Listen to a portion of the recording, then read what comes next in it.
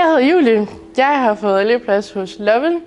Jeg startede på skolen på EUX'en og tog kontor, fordi jeg ville rigtig gerne have den her studenterhue. Så det var en rigtig god mulighed for mig.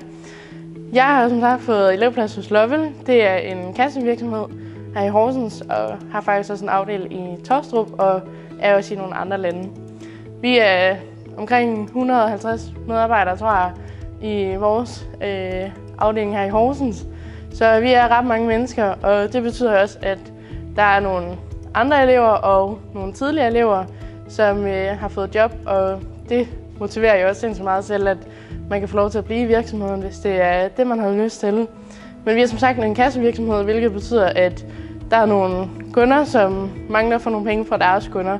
Så vi får for eksempel en forsikring, der skriver ind til os, at det er deres kunde i kapital, og så lægger vi det op i vores sagsoprettelse, og så sidder vi og sørger for at lave nogle gode forhandlinger med de her kunder, så vi kan få nogle penge tilbage.